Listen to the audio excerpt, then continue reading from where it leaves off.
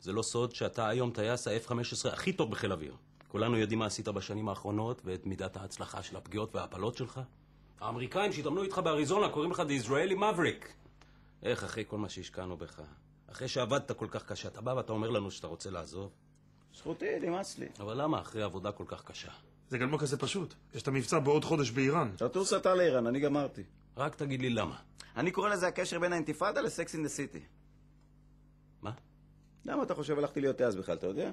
בשביל הכוסיות. כל החיים חלמתי להגיע למעמד של טייס רק בשביל הכוסיות. אז נכון, אני לא נראה מי יודע מה. אבל אמרו לי, לך, תהיה טייס, אתה יודע. איפה? אתה יודע מה עובר עליי כל פעם שאני מוריד אנשים חפים מפשע? שאני מפוצץ בתים? אתה יודע מה עובר עליי?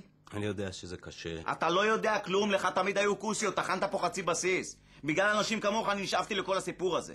מאז האינתיפאדה, כולם נותנים בראש בשירותים, ואני מה? כלום! טוס לאיראן, טוס לעיראק, תפציץ את הקורס, תביא את הדבור. די, זה בי, אני לא עושה את זה. רוצה לדפוק!